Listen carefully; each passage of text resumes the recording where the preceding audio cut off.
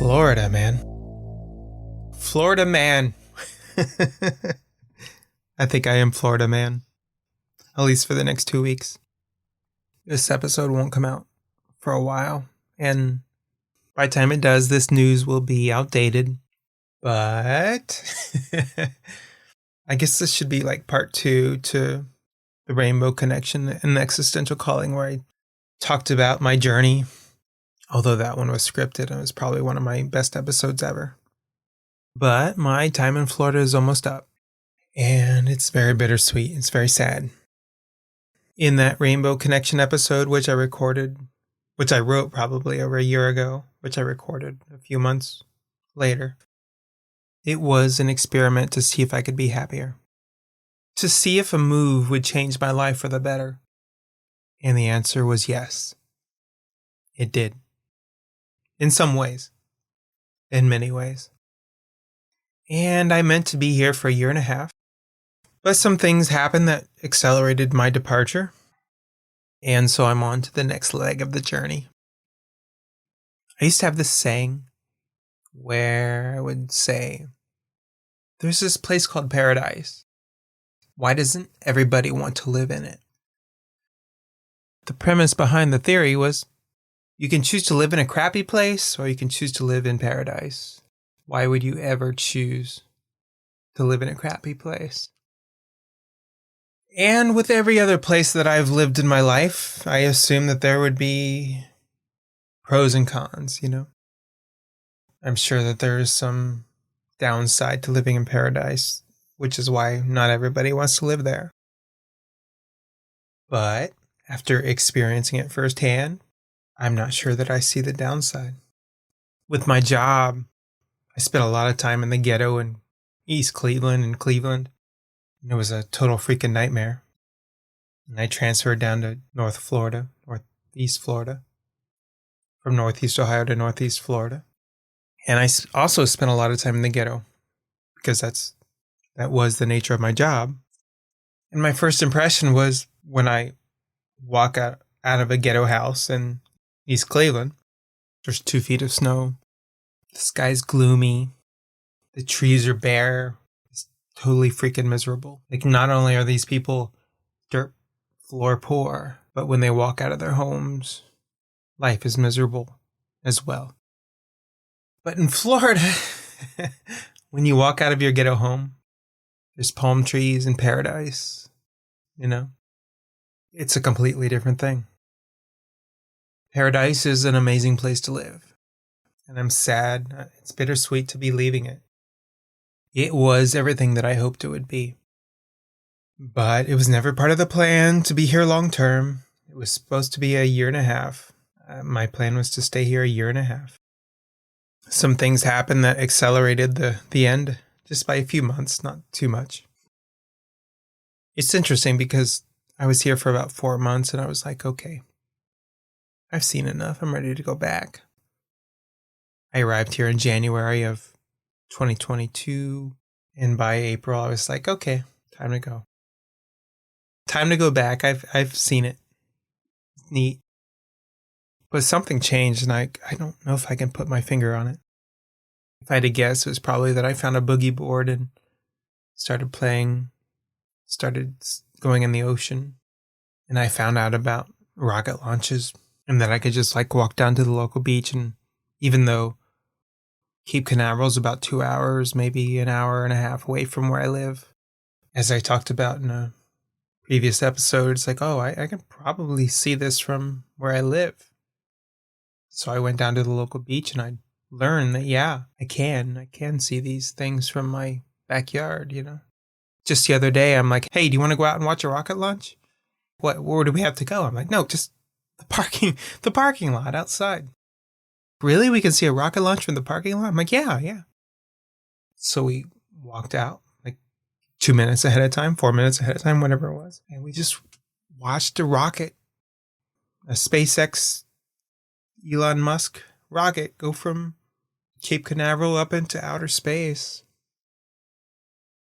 As I'm recording this, it's March, so it got kind of cold. I live in Northeast Florida, so it's not warm all the time. But recently there was this like very nice warm weekend and I went to the beach and there was this woman riding her bike and her boobs, she was wearing a bikini and her boobs started bouncing and I was like, whoa, boobs. And I walked down to the beach and I was like, boobs everywhere. But at some point you get used to it, you know? And it's like, well, I can't stare at every boob I see. And so I just walked down the beach. And when you live in Florida, you could just walk out of your house and see women in bikinis in February or March, you know? And when you live up north, there's like 3 layers of sweaters and coats on, you know? But my pervy brain isn't at the source of why I loved living here. I've been kind of standoffish since I got here. Like I knew I was not going to stay here long, so I didn't try to make great friends. But one group that I did get involved with here was actually online. And it was this lady, and she did this work session every Saturday morning at 7 a.m., which I am not a morning person. But I would set my alarm every morning while I was down here, and I would join her group. 6:45 a.m. I'd wake up every Saturday morning for the last year, which is insane, right? Like Saturday's the day to sleep in. And she did a work session, and she used the Pomodoro technique. What is the Pomodoro technique? The Pomodoro technique is a time management method based on 25-minute stretches of focused work broken between 5-minute breaks. But she was an incredible lady. It's kind of bizarre. Like, I don't know. Like, there's this whole feminism thing, which I don't relate to, but from my childhood, I was always surrounded by amazing women. So it's not weird. Like, when I was a kid, my mother was so much smarter than my father, you know.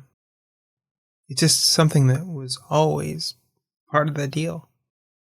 I love surrounding myself with intelligent women, just really intelligent people in general. The conversation is just so much better. But yeah, recently in this most recent Pomodoro, whatever it's called, Pomodoro session, you know, I told the host, the lady who hosts it, I'm like, you know what? I'm going to miss Florida. It's like the warmth of Florida is like being held by your mother. And I expected her to laugh, and she didn't, because I think she gets it too. When people use the word warm, they kind of associate it with warm and loving. And when people use the word cold, they kind of associate it with cold and uncaring.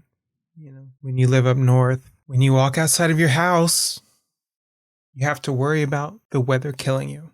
Like you literally have to protect yourself against the weather killing you. You have to wear layers and layers and put coats in the back of your trunk just in case something brutal happens on your drive to work or whatever. Imagine what it was like before we had cars, you know. The weird thing about evolution is I find it amazing that white people evolved under conditions where we were always cold. Like we had to survive to live. Like Caucasian life was literally just survival all the time. I guess the counterpoint to that would be if you live in southern climates, alligators and snakes and animals that will maul you alive, you know. Although there's some of that in northern climates too.